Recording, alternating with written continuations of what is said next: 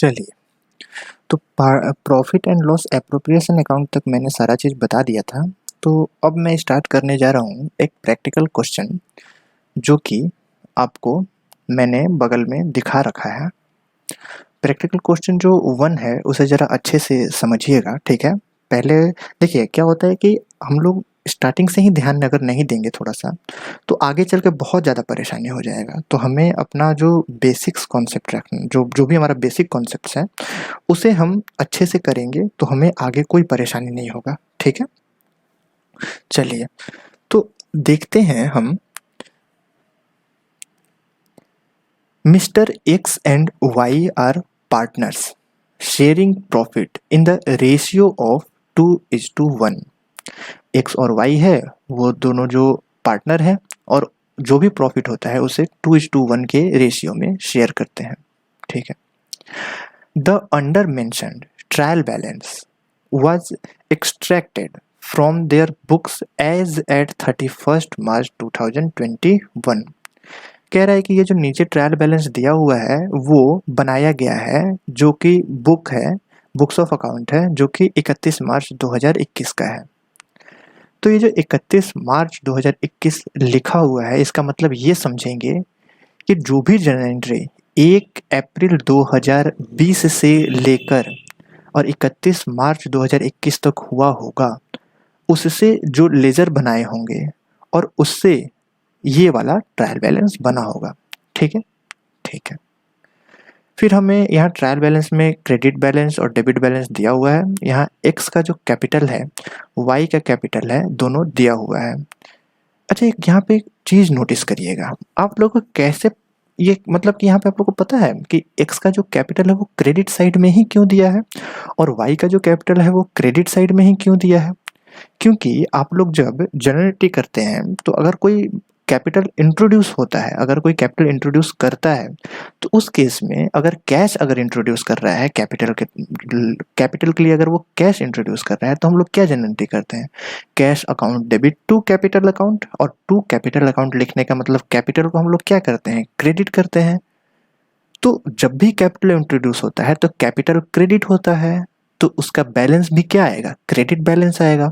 इसीलिए जब भी कोई कैपिटल लिखा हुआ है तो उसे हम लोग क्रेडिट बैलेंस में देखते हैं, इसीलिए यहाँ पे कैपिटल क्रेडिट साइड में लिखा हुआ है। तो एक्स का जो कैपिटल है वो कितना है? 3,20,000 है और वाई का जो कैपिटल है वो 2,40,000 रुपये है। एक्स का जो ड्रॉइंग्स है वो 40,000 रुपये है और वाई का जो ड्रॉइंग्स है वो 32,000 रुपीज़ है।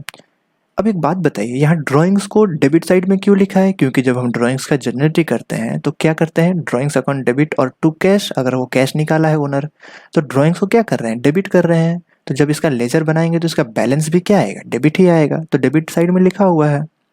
स्टॉक क्या है? 45,200। परचेज एंड सेल्स 8,68,000 और 12,45,000। अच्छा, एक बात बताइए, इसमें से हम कैसे पहचानेंगे कि कौन सा परचेज है और कौन सा सेल्स है? देखिए, परचेज करते टाइम परचेज को हम डेबिट करते हैं तो डेबिट साइड वाला परचेज होगा, और सेल्स का जनरेट करते समय सेल्स को हम क्रेडिट करते हैं तो क्रेडिट साइड वाला क्या होगा?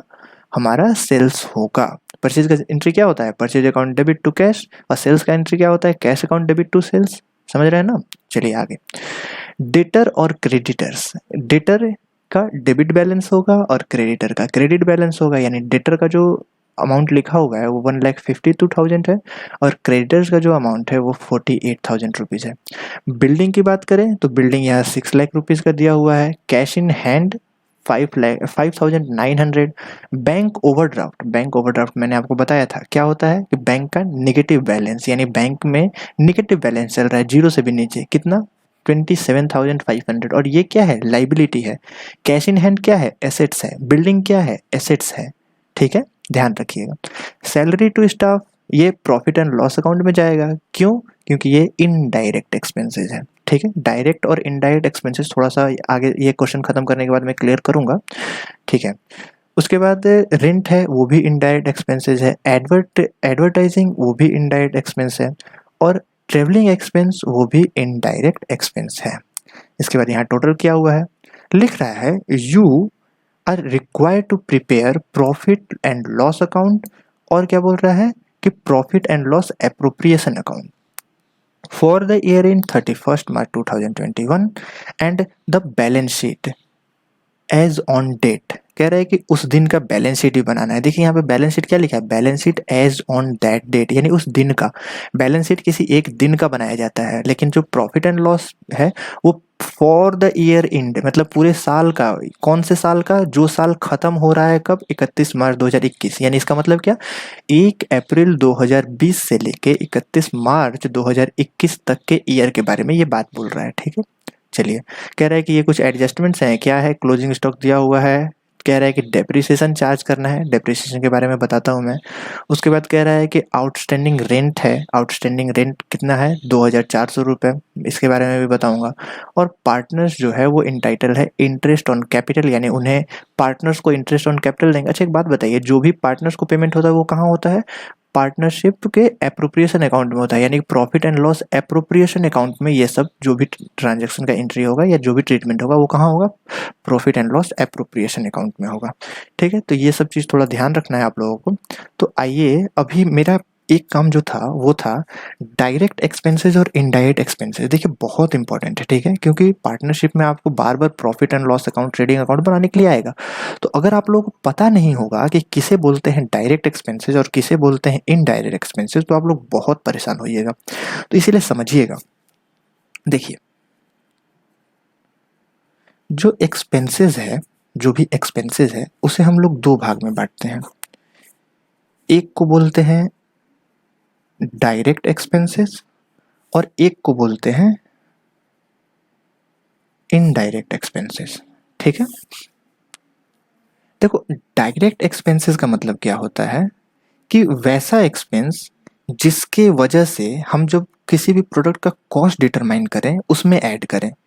जैसे अगर हम कोई पेन बना रहे हैं, मान लीजिए अगर ये हम पेन बना रहे हैं, तो पेन को बनाने के लिए, इस पेन को बनाने के लिए, अगर ये जो हम पेन बना रहे हैं इस पेन को बनाने के लिए जो हमने लेबर को, जो लेबर है उसे जो हम लोगों ने मजदूरी दिया होगा, वो इसके पेन के कॉस्ट को निकालते टाइम हमने पक्का इंक्लूड किया होगा। यानी कि 10 रुपये का प्लास्टिक लगा होगा तो 2 रुपये हम लोगों ने अगर उस लेबर को दिया होगा, तो इसको जब मैं इसका कॉस्ट बताऊंगा तो उसे क्या बोलूँगा, 12 रुपये इसका कॉस्ट है। ठीक है, तो वेजेस हो गया। इस अगर इसके रॉ मटेरियल जो प्लास्टिक है या रबड़ है उसको लाने के लिए जो हम लोगों ने कैरेज यानी ढोने वाला भाड़ा दिया होगा वो भी इसके कॉस्ट में इंक्लूड करेंगे, तो वो भी डायरेक्ट एक्सपेंसेस होगा। ठीक है, इस तरीके से जिस भी एक्सपेंस को डायरेक्ट इसके कॉस्ट पे इम्पैक्ट डाले, जो भी एक्सपेंस डायरेक्ट इसके कॉस्ट पे इम्पैक्ट डाले, यानी इसका, देखो कोई भी सामान बना जैसे ही बन जाता है तब उसका कॉस्ट निकालते हैं, और बनने के बाद जो एक्सपेंस होता है वो उसके कॉस्ट पे इम्पैक्ट नहीं करता है, वो सब इनडायरेक्ट एक्सपेंसेस होता है। यानी उसको एक बार अगर कोई प्रोडक्ट रेडी हो गया तो उसके बाद जो भी एक्सपेंसेस है, जैसे उसके एडवर्टीजमेंट पे एक्सपेंस है, उसको बाहर किसी दुकान में ले जाने का खर्च है यानी कि कैरेज आउटवर्ड है, ये सब क्या है, सारा इनडायरेक्ट एक्सपेंसेस हो जाएगा। अच्छा, डायरेक्ट एक्सपेंसेस और इनडायरेक्ट एक्सपेंसेस को समझने का सबसे आसान तरीका जो होता है कि फैक्ट्री, देखो क्या होता है कि एक फैक्ट्री है,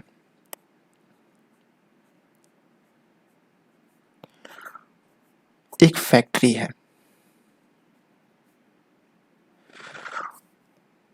ठीक, ये एक फैक्ट्री है और फैक्ट्री का एक बाउंड्री है, ये एक फैक्ट्री का बाउंड्री है। ठीक, सामान जब, ये फैक्ट्री का गेट है, सामान जब इस गेट पर आके फिक्स्ड गुड्स जो है, फिनिश गुड्स जो है वो एक बार इस गेट के पास आ गया, इसके बाद का इसे बाहर ले जाने का, इसे बाहर ले जाके बेचने का, ये जो भी एक्सपेंस होगा, ये जो भी एक्सपेंस होगा उसे हम लोग बोलेंगे इनडायरेक्ट एक्सपेंसेस। और सामान अंदर ला के फैक्ट्री में ले जाना, फैक्ट्री में इसमें लेबर का इंक्लूड कराना, फिर से फैक्ट्री में मशीन में फ्यूल देना, फैक्ट्री का रेंट देना, फैक्ट्री में जो इलेक्ट्रिसिटी होगा, जो फैक्ट्री में इलेक्ट्रिसिटी आया होगा इस इलेक्ट्रिसिटी का बिल देना, ठीक है, फैक्ट्री में जो इलेक्ट्रिसिटी आया होगा उस फैक्ट्री के इलेक्ट्रिसिटी का बिल देना, ये सब सारा क्या हो गया, इन डायरेक्ट एक्सपेंसेज हो गया, सॉरी डायरेक्ट एक्सपेंसेज हो गया। तो इसमें वेजेस हो गया, इलेक्ट्रिसिटी बिल हो गया, किस चीज़ का, फैक्ट्री का इलेक्ट्रिसिटी बिल, ठीक है। फैक्ट्री में जो लेबर को वेजेस दे रहे हैं वो हो गया, फ्यूल एंड गैसेज हो गया, मशीनरी, फैक्ट्री के मशीन में जो ऑयल लगता है या ग्रीस लगता है, लुब्रिकेंट्स लगता है, जो ऑयल वगैरह ग्रीस वगैरह, वो सब सारा डायरेक्ट एक्सपेंसेस हो जाएगा। कैरेज इनवर्ड का मतलब होता है कि यहाँ सामान ट्रक से आया, ये ट्रक से यहाँ पे सामान आया और इसको हम अंदर ले जा रहे हैं, इसे हम लोग क्या बोलेंगे, इन ये carriage inward, sorry carriage inward बोलेंगे। तो कैरेज इनवर्ड भी डायरेक्ट एक्सपेंसेस हो जाएगा। अच्छा एक बात बताइए, यहाँ से सामान जब बाहर ले जाएंगे, जैसे कि मैंने बताया कि ये ट्रक है, ठीक है, ये क्या है, एक ट्रक है, ये ट्रक है, इसमें सामान ले जाके अगर बाहर ले जा रहे हैं तो इसे क्या बोलेंगे, कैरेज आउटवर्ड। क्या बोलेंगे इसे, कैरेज आउटवर्ड बोलेंगे। और कैरेज आउटवर्ड यहाँ सामान रखने के बाद का एक्सपेंस है। यहाँ एक शोरूम रखे हैं, शोरूम का रेंट देना, अगर शोरूम में कोई एक्सपेंस हो रहा है, शोरूम का रेंट दे रहे हैं, शोरूम के स्टाफ के सैलरी दे रहे हैं, ये सब सारा क्या हो जाएगा, इनडायरेक्ट एक्सपेंसेस हो जाएगा। तो डायरेक्ट एक्सपेंसेस और इनडायरेक्ट एक्सपेंसेस समझाने का मैंने कोशिश किया, आप लोग इसे समझिएगा, ठीक है। बाकी जो एक्सप्लेनेशन रहेगा वो मैं क्वेश्चन बनाते टाइम ही बताऊंगा। चलिए अब आते हैं हम लोग क्वेश्चन 1 को थोड़ा सॉल्व करते हैं। कैसे करेंगे आप लोग देखिएगा, अगर आप लोग को बनाना है तो साथ साथ बनाइएगा भी।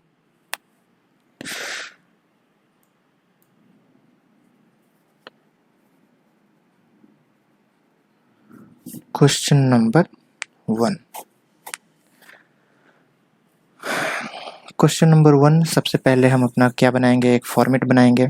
फॉर्मेट कैसा बनाएंगे, पहले तो एक ट्रेडिंग अकाउंट का बनाएंगे और प्रॉफिट एंड लॉस अकाउंट का बनाएंगे। देखिए क्या होता है, trading and profit and loss account का फॉर्मेट एक ही साथ बना देते हैं हम लोग, ठीक है। उसके बाद एक फॉर्मेट बनाएंगे, profit and loss appropriation account का फॉर्मेट बनाएंगे। देखिए कैसे बनाते हैं, profit and loss appropriation account, इसमें भी वही होगा, पार्टिकुलर अमाउंट,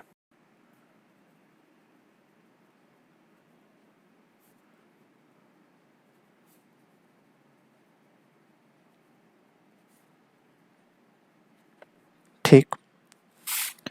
यहाँ भी उसी तरीके से करेंगे।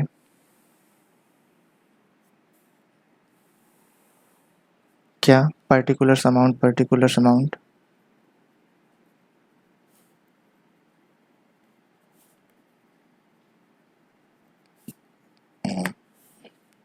इसे क्या हेडिंग डालेंगे, trading and profit and loss account, ठीक है। थोड़ा राइटिंग गंदा है, माफ़ करिएगा, क्योंकि जल्दी जल्दी बनाना है ना। आइए देखते हैं। ट्रायल बैलेंस में देखिए हमें वो प्रॉफिट शेयरिंग रेशियो दिया है, प्रॉफिट आएगा तब इसका ज़रूरत पड़ेगा। सबसे पहले जो क्वेश्चन में दिया है उसे हम लोग लिखते जाएंगे। क्या लिखेंगे, सबसे पहले दिया है दोनों का कैपिटल, और कैपिटल हम कहाँ लिखते हैं, बैलेंस शीट में लिखते हैं। तो बैलेंस शीट का भी बनाना ही है, क्वेश्चन में बोला है हमें बैलेंस शीट बनाने को। तो बैलेंस शीट का फॉर्मेट बनाएंगे। बैलेंस शीट का फॉर्मेट कैसे बनता है, सेम फॉर्मेट रहता है, बस इसमें हम लोग लायबिलिटी और एसेट्स को लिखते हैं।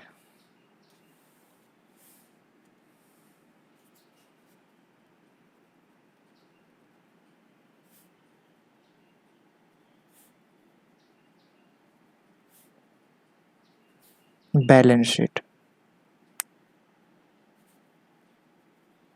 यहाँ पे एज ऑन लिखेंगे 31 मार्च 2021, ठीक है।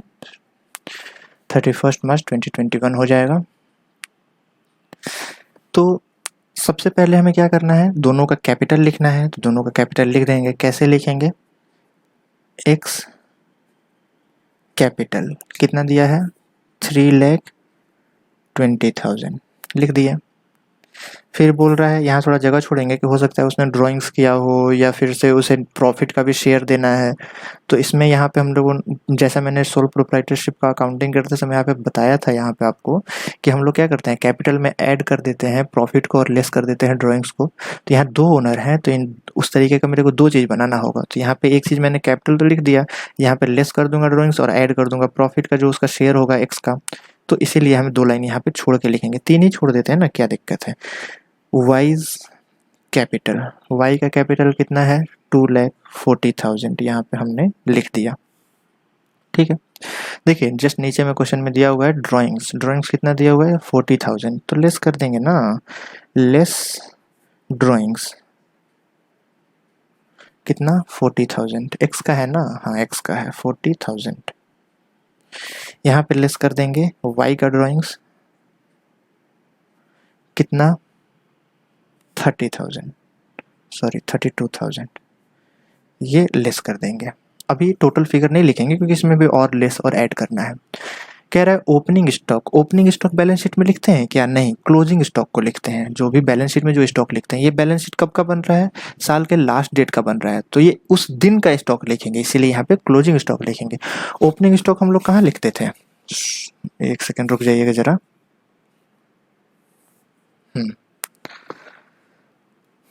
देखिए, तो हम लोग जो क्लोजिंग स्टॉक है, सॉरी ओपनिंग स्टॉक है, ओपनिंग स्टॉक कहाँ लिखते थे हम लोग, ट्रेडिंग और प्रॉफिट एंड लॉस अकाउंट बनाते टाइम लिखते थे। ठीक, तो यहाँ पे हम लोग क्या लिखेंगे, टू ओपनिंग स्टॉक कितना, ओपनिंग स्टॉक कितना हो गया 45,200, 45,200। इसके बाद परचेजेस का अमाउंट लिखा हुआ है टू, परचेजेस कितना है 8,68,000, 8,68,000 इनर कॉलम में लिखेंगे। रिटर्न दिया हुआ है क्या, रिटर्न तो दिया नहीं है, इनर कॉलम में लिखने का कोई फ़ायदा नहीं हुआ हमारा, रिटर्न सच में नहीं दिया है, तो इसे हम लोग आउटर कॉलम में ही लिख देते हैं ना, क्योंकि रिटर्न दिया ही नहीं है तो इनर कॉलम में लिखने का फ़ायदा क्या है। ठीक है, परचेजेस लिख दिया हम लोगों ने, सेल्स भी लिख देते हैं ना साथ साथ, क्योंकि साथ ही में फिगर दिया हुआ उसका, बाई सेल्स कितना, सेल्स रिटर्न दिया नहीं है, डायरेक्ट आउटर कॉलम में लिखेंगे 12,45,000, 12,45,000। ठीक है, इसके बाद आ रहा है डेटर एंड क्रेडिटर्स। अच्छा एक बात बताइए, डेटर और क्रेडिटर्स तो एक्सपेंस है नहीं, ये तो एसेट्स है ना हमारा, और एसेट्स को बैलेंस शीट में लिखते हैं, तो डेटर और क्रेडिटर जो है वो हम अपना बैलेंस शीट में लिखेंगे। आइए देखते हैं, क्रेडिटर्स हम लायबिलिटी साइड में लिखेंगे, तो यहाँ लिखते हैं क्रेडिटर्स, क्रेडिटर्स कितना हो जाएगा, क्रेडिटर्स कितना है देखिए 48,000 है, क्योंकि क्रेडिट साइड वाला क्रेडिटर होता है, क्योंकि एक लाइबिलिटी है, लाइबिलिटी का हमेशा जो बैलेंस होता है वो क्रेडिट बैलेंस होगा, और एसेट्स का जो यानी कि जो डेटर है एसेट्स है, एसेट्स का हमेशा डेबिट बैलेंस होता है। हाँ, नेगेटिव बैलेंस होगा तो ऑब्वियसली उल्टा हो जाएगा, डेटर अगर नेगेटिव है तो उसे हम लोग क्रेडिट बैलेंस ही बोलेंगे, और अगर क्रेडिटर अगर नेगेटिव है यानी उस केस में हम उसे डेबिट बैलेंस बोलेंगे। तो नॉर्मली मैंने बताया कि एसेट्स का डेबिट बैलेंस होता है और लाइबिलिटी का जो होता है वो क्रेडिट बैलेंस होता है। लाइबिलिटी हम लोगों ने लिख दिया, डेटर हम लिखेंगे यहाँ पे, डेटर, डेटर कितना लिखना है हम लोगों को 1,52,000, 1,52,000, सॉरी नहीं दिख रहा है, इधर देखिए, ये कुछ ज़्यादा ही हो गया, चलो ठीक है। तो ये हो गया, हमने लिख दिया डेटर एंड क्रेडिटर्स। इसके बाद आया बिल्डिंग, देखिए बिल्डिंग है, अच्छा बिल्डिंग पे तो डेप्रिसिएशन भी लगाना था ना, देखते हैं बिल्डिंग कितने का है, इसे इनर कॉलम में लिखेंगे क्योंकि हमें डेप्रिसिएशन भी लगाना है। बिल्डिंग 6 लाख का है लेकिन उस पर डेप्रिसिएशन नहीं लगा है, डेप्रिसिएशन नहीं लगा है, कैसे पता चला नहीं लगा है, क्योंकि वो बाहर क्वेश्चन ट्रायल बैलेंस के बाहर में डेप्रिसिएशन दिया हुआ है, कितने का 10% का। तो एक बात बताइए, डेप्रिसिएशन का मतलब होता है कि किसी भी एसेट्स का वैल्यू घटना, ठीक है। क्या होता है कि हम जब कोई फिक्स एसेट्स खरीदते हैं, जब भी हम कोई फिक्स एसेट्स खरीदते हैं तो फिक्स एसेट्स हम किसी एक साल ही यूज़ नहीं करते हैं। जैसे यहाँ पे जो बिल्डिंग 6 लाख का दिया है तो वो जब भी बिल्डिंग खरीदा होगा तो वो कोई ज़रूरी नहीं है कि एक साल ही उसे यूज़ करेगा, कोई ज़रूरी क्या है, वो पक्का है कि एक साल से ज़्यादा ही यूज़ करेगा। एक साल के अंदर वो जो बिल्डिंग है वो ख़त्म होने वाला नहीं है, ऐसा नहीं है कि एक साल के बाद वो अपने आप ढह जाएगा। बिल्डिंग का लाइफ जो है वो एक साल से ज़्यादा होता है, नॉर्मली 10 साल 20 साल जितना भी हो सकता है, ठीक है। तो उस बिल्डिंग के खर्च को सिर्फ एक साल में ही डालना ये गलत है। बिल्डिंग के खर्च को 1 साल में डालना गलत है, क्योंकि वो जो बिल्डिंग मैंने खरीदा है वो सिर्फ 1 साल यूज़ नहीं करूँगा, उसे मैं मान लो 10 साल यूज़ करूँगा। तो उसके खर्च को, जो मैंने 6 लाख रुपए बिल्डिंग में लगाया है, उसके खर्च को किसी 1 साल में डालना सही नहीं है, क्योंकि वो हम किसी 1 साल यूज़ नहीं करेंगे, उसे 10 साल यूज़ करेंगे। इसीलिए इस 6 लाख को 10 सालों में राइट ऑफ करेंगे। राइट ऑफ मतलब एक्सपेंस दिखाएंगे, क्योंकि बिल्डिंग खरीदना किसी 1 साल का तो खर्च है नहीं, वो 10 साल चलेगा, तो उस 6 लाख को हम 10 सालों में दिखाएंगे एक्सपेंस की तरह। और इसे थोड़ा थोड़ा करके एक्सपेंस दिखाना, इसी को डेप्रिसिएशन बोलते हैं। तो जो डेप्रिसिएशन है उसकी वजह से हर साल क्या होगा कि जो बिल्डिंग है उसका वैल्यू हमारे बुक्स में, हमारे अकाउंट्स में घटते रहेगा। तो जो बिल्डिंग है वो 6 लाख का था, उस पर 10% का डेप्रिसिएशन लग जाएगा, यानी less depreciation at the rate 10%। 10% कैसे कैलकुलेट होगा, तो यहाँ हम लोग कैलकुलेट करके दिखा भी देंगे। छोटा सा चीज़ है, इसे हम कैलकुलेट कर ही देंगे। कैसे कैलकुलेट किए, ऐसे कैलकुलेट किए। कितना आ गया हमारा 60,000, और ये 60,000 हम लेस कर देंगे तो हमारा अब जो बिल्डिंग का जो अमाउंट बचेगा वो अब कितना बचेगा, 5,40,000। 5,40,000, ठीक है। बिल्डिंग हम लोगों ने ऐसा कर दिया। इसके बाद अगर हम बात करें तो आगे लिखा हुआ है cash in hand. Cash in hand ये हमारे लिए एसेट्स है। Cash in hand, cash in hand कितना दिया है, 5,900। अच्छा ये देखिए, डेप्रिसिएशन खर्च है। ये जो मैंने 10% का डेप्रिसिएशन लगाया, ये तो इसी साल का खर्च है ना, क्योंकि ये जो डेप्रिसिएशन है वो इस साल का लगा है। तो ये डेप्रिसिएशन इस साल का खर्च है, और खर्च को हम लोग कहाँ लिखते हैं, प्रॉफिट एंड लॉस अकाउंट में लिखते हैं। तो इस डेप्रिसिएशन को प्रॉफिट एंड लॉस अकाउंट में भी तो लिखना जरूरी है। तो एक बात बताइए, हम लोगों ने यहाँ पर ट्रेडिंग अकाउंट बनाया, यहाँ पर हम लोगों ने ट्रेडिंग अकाउंट बनाया, और ट्रेडिंग अकाउंट हम लोगों ने जब यहाँ बनाया तो ट्रेडिंग अकाउंट खत्म होगा लगभग यहाँ पे, और यहाँ के बाद हम लोग अपना profit and loss account banana start कर देंगे लगभग यहाँ पे, ठीक है।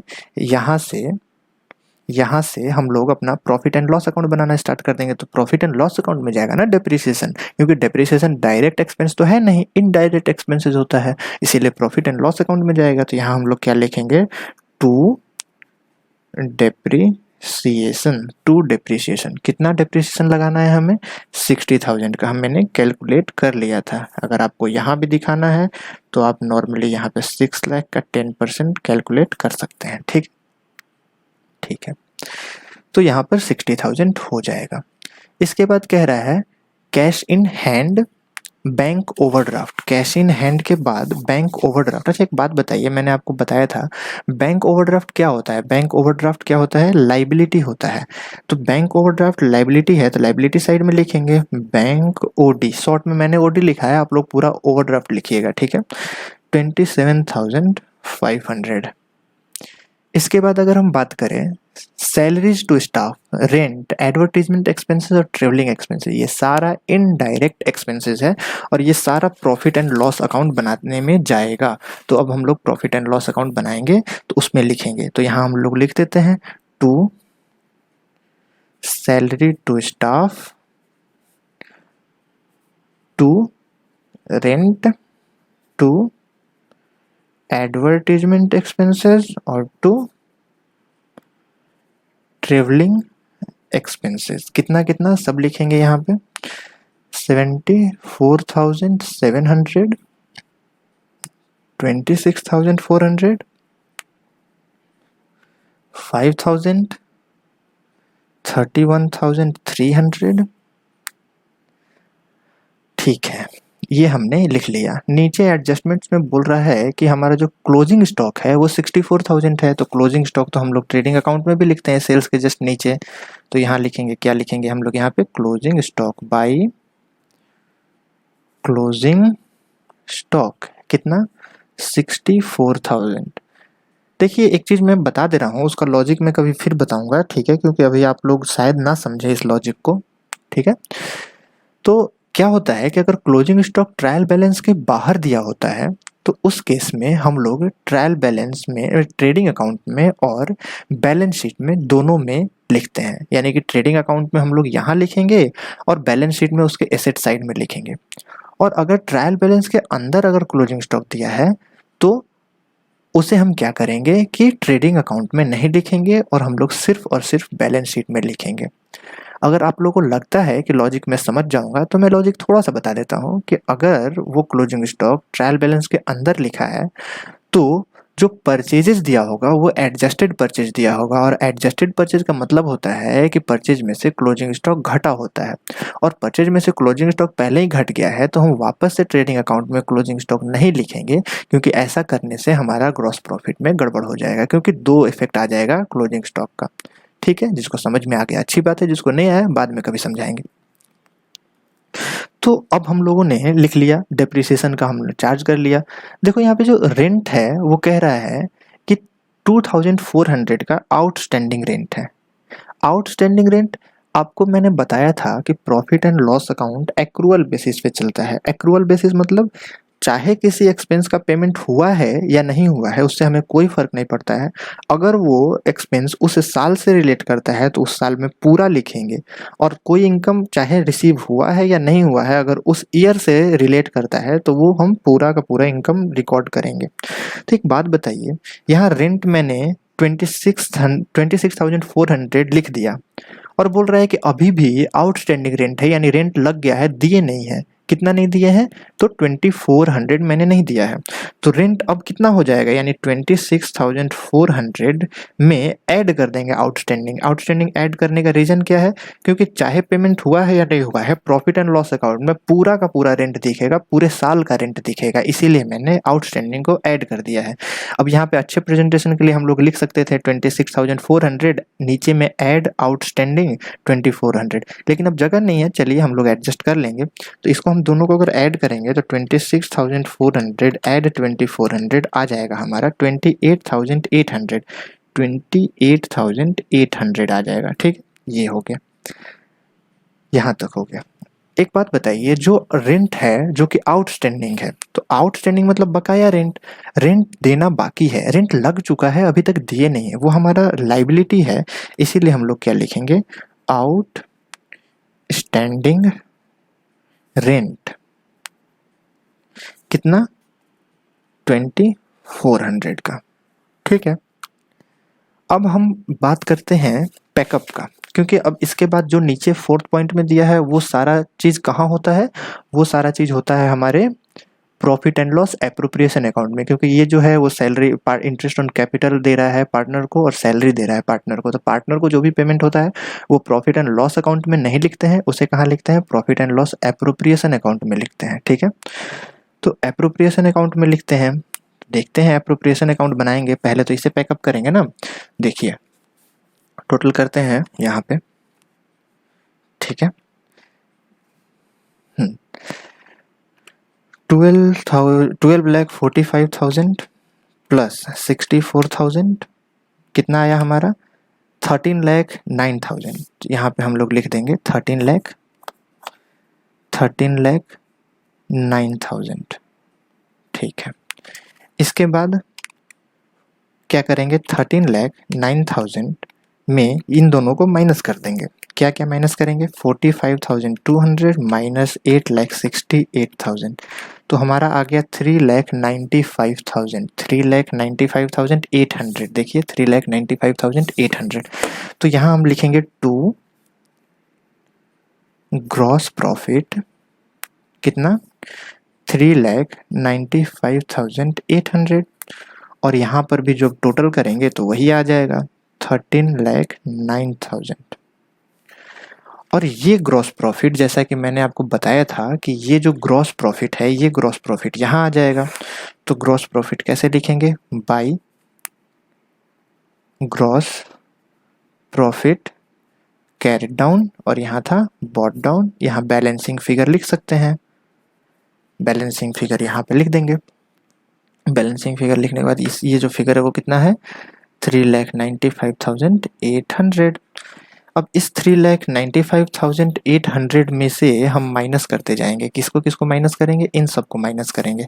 चलिए मैं कर लेता हूँ, कितना आ रहा है, -60,000 minus 74,700 minus 28,800 minus 5,000 minus 31,300 is equal to 1,96,000, यानी कि हमारा जो नेट प्रॉफिट है वो कितना आ गया, टू नेट प्रॉफिट कितना हो गया, ये कैरेट डाउन चला जाएगा और ये जो है वो बैलेंसिंग फिगर है 1,96,000 और यहाँ पे टोटल कर देंगे। टोटल कितना आएगा, यही जो हायर अमाउंट है 3,95,800 और यहाँ पर 3,95,800 और ये जो नेट प्रॉफिट है, ये नेट प्रॉफिट हमारा profit and loss appropriation account बनाते टाइम यहाँ आ जाएगा। यहाँ लिखेंगे by net profit brought down, ठीक है, बॉट डाउन कितना 1,96,000, ठीक है। अब आते हैं क्या कि हम लोग पार्टनर्स को कितना कितना पैसा देंगे, पार्टनर्स को कैसे और कितना पैसा देंगे। देखो profit and loss appropriation account बहुत इंपॉर्टेंट टॉपिक हो जाता है क्योंकि ये सिर्फ पार्टनरशिप में ही आता है। तो आइए देखते हैं कैसे करेंगे। देखो पार्टनर्स को कैपिटल पे इंटरेस्ट देना है 5% का। पार्टनर्स का कैपिटल कितना है, पहले यहाँ लिख देते हैं 2 इंटरेस्ट ऑन कैपिटल कितना, आप लोग कोई शॉर्ट फॉर्म नहीं लिखिएगा अपने एग्जाम में, ठीक है, पूरा पूरा लिखिएगा। जैसे यहाँ पे मैंने इंटरेस्ट ऑन कैप लिख दिया तो कैपिटल है ये, आप लोग कैपिटल लिखिएगा। तो यहाँ पर इंटरेस्ट ऑन कैपिटल कितना लिखना है हम लोगों को 5%। 5% कितने पे निकालेंगे, तो जो जो कैपिटल होगा, तो एक्स का कैपिटल कितना है 3,20,000, देखिए दिया हुआ है क्वेश्चन में। इसका 5% कैसे कैलकुलेट करेंगे, तो ऐसे कैलकुलेट करेंगे, कितना आएगा, कैलकुलेट करते हैं 3,20,000 का 5% यानी कि ये हो गया 16,000 रुपये, ठीक है। इसके बाद अगर y का बात करें तो y का कैपिटल कितना है 2,40,000 रुपये और इसका भी 5% यानी कितना हो जाएगा 2,40,000 का 5% यानी कि 12,000 रुपये, ठीक है। इसके बाद बोल रहा है कि जैसा क्वेश्चन में देखिए लास्ट में लिखा हुआ है and x is entitled to salary of 48,000, x को सैलरी भी मिलेगा टू सैलरी टू एक्स कितना 48,000 का सैलरी मिल गया। अब 48,000 का सैलरी एक्स को मिल गया तो अब इनका जो प्रॉफिट है टू नेट प्रॉफिट जो कि कहाँ चला जाएगा, अब यहाँ से सीधे बैलेंस शीट में ट्रांसफर हो जाएगा, ट्रांसफर टू बैलेंस शीट। और ये जो है वो बैलेंसिंग फिगर ही आया हमारा, तो बैलेंसिंग फिगर लिख देंगे। कितना हुआ 1,96,000 में से माइनस करेंगे 16,000 माइनस 12,000 और माइनस करेंगे 48,000 तो आ जाएगा हमारा 1,20,000 का प्रॉफिट।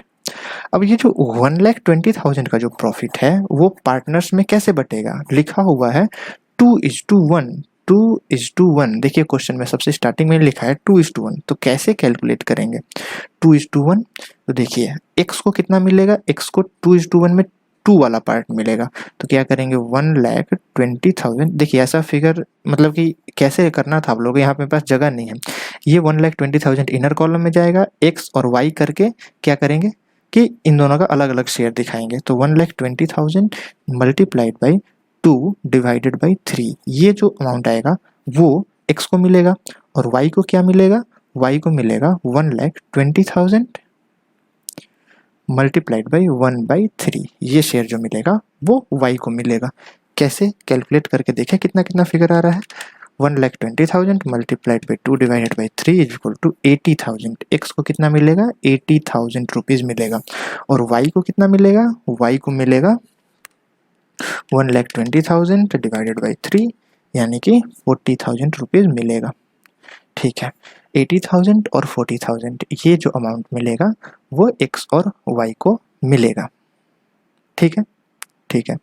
आगे बढ़ते हैं, देखिए अच्छे से जरा यहाँ जरा अच्छे से देखिएगा, लास्ट कर रहे हैं और ये बहुत ज़रूरी है, ठीक है। देखिए यहाँ पर हमें प्रॉफिट को ऐड करना था, यहाँ क्या करना था हमें प्रॉफिट को ऐड करना था, तो ऐड करेंगे प्रॉफिट और प्रॉफिट कितना हो जाएगा, तो x का जो प्रॉफिट है x का 80,000 रुपीज़ है, 80,000 रुपीज़ है, सॉरी प्रॉफिट को तो ऐड करते हैं, नेगेटिव फिगर नहीं दिखाएंगे। और यहाँ पर क्या करेंगे, ऐड करेंगे। कितना ऐड करेंगे, 40,000। प्रॉफिट कितना, 40,000। प्रॉफिट कितना, 40,000।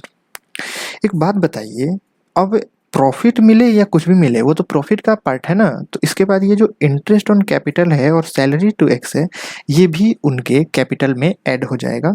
और यहाँ पर इंटरेस्ट ऑन कैपिटल को भी ऐड कर देंगे। Interest on capital, interest on capital x का कितना है, 16,000 है। और इसमें एक और चीज़ ऐड हो जाएगा, सैलरी। एक्स को सैलरी भी दिया था ना 48,000 का, तो 48,000 का सैलरी भी ऐड हो जाएगा। इन सबको टोटल करके यहाँ लिखेंगे, ठीक है। इसके बाद यहाँ पे भी इसको इंटरेस्ट मिला है, इंटरेस्ट ऑन कैपिटल। कितने का मिला है इसको इंटरेस्ट ऑन कैपिटल, 12,000 का, तो 12,000 यहाँ लिख देंगे। इसको भी टोटल करके आगे लिखेंगे। कितना हो रहा है थोड़ा देखते हैं। 3,20,000 माइनस 40,000 प्लस 80,000 प्लस 16,000 प्लस 48,000 कितना आ गया, 4,24,000। देखते हैं, 2,40,000 minus 32,000 plus 40,000 plus 12,000 is equal to हो गया 2,60,000। अब सबको ऐड करेंगे, कितना हो जाएगा देखिए, 4,24,000 plus 2,60,000 plus 48,000 plus 27,500 plus 2,400 is equal to आ गया 7,61,900। यानी कि इसका टोटल कितना होगा, 7,61,900। और इसका टोटल कितना हो जाएगा देखते हैं, 1,52,000 plus 5,40,000 plus 5,900 is equal to 6,97,900। एक चीज छूट रहा है, क्या छूट रहा है पता चल जाएगा, 64,000 का कोई चीज छूट रहा है। देखते हैं क्या छूट रहा है, क्लोजिंग स्टॉक। क्लोजिंग स्टॉक यहाँ नहीं लिखे थे हम लोग, लिखना पड़ेगा हम लोगों को यहाँ पे। क्लोजिंग स्टॉक कैसे हमको पता चलेगा, देखिए इसको टोटल किए, ये कुछ अलग आ रहा है, मैंने माइनस किया तो आ गया 64,000। तो अब मुझे क्लिक करेगा कि 64,000 कुछ फिगर था क्या ऐसा, सॉरी आप लोगों को नहीं दिख रहा था, देखिए। तो यहाँ पर जब मैंने टोटल किया तो इस टोटल को मैंने जब किया तो आया मेरा जो भी फिगर आया वो इसके डिफरेंस आ गया इस दोनों में। तो मैंने इसको माइनस किया तो मुझे एक डिफरेंस पता चला कि लगभग इतने चीज़ का छूट रहा है। देखेंगे अगर वो मिल गया तो अच्छी बात है। तो मुझे 64,000 का डिफरेंस आया, तो 64,000 क्लोजिंग स्टॉक था, तो मुझे याद आ गया कि 64,000 का क्लोजिंग स्टॉक मेरा छूट गया है लिखना। तो 64,000 यहाँ पे क्लोजिंग स्टॉक लिखेंगे, उसके बाद टोटल करेंगे तो पक्का है कि 7,61,900 आएगा। और यहाँ पर हमारा जो क्वेश्चन है वो ख़त्म होता है, ठीक है। तो आज के लिए इतना ही रखते हैं, नेक्स्ट क्लास भी देखेंगे, ठीक है। आज 2 पार्ट में क्लास रहा, चलिए ठीक है, आज का क्लास ख़त्म करते हैं। अगर वीडियो अच्छा लगा हो तो लाइक ज़रूर करिएगा, ठीक है ना। चलिए।